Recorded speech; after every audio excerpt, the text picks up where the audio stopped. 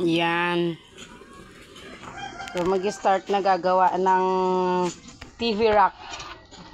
Si Mister.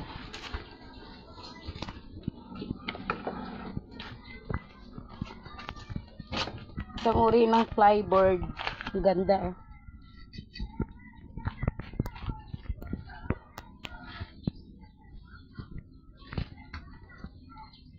Order from Lana.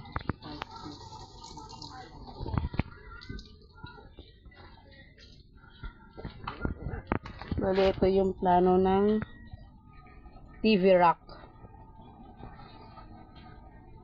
Ito yung magiging design.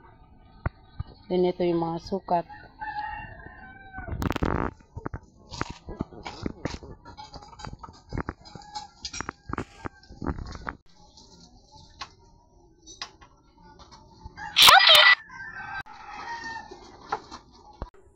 So, ayan, ituturo ni JP kung paano niya gagawin yung TV rack.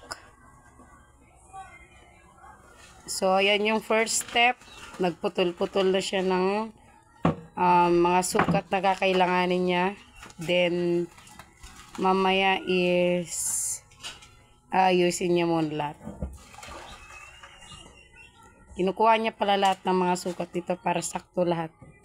Then, ikat niya muna para aswan na yung paglagay niya. Ito yung magandang klase ng plywood, oh. Plyboard. Plyboard. Ito yung maganda. Kapag magpapagawa ka ng cabinet, ito na lang mas magandang gamitin. Magkano lang naman to? Nasa isang libo. Mahigit, ano?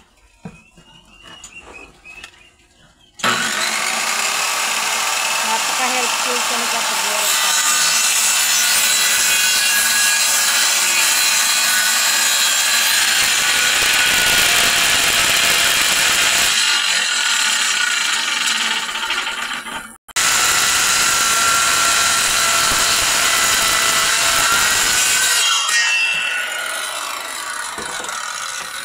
Nice one. Ilang ganyan? 5, no? 5 sa side. Ganda, oh.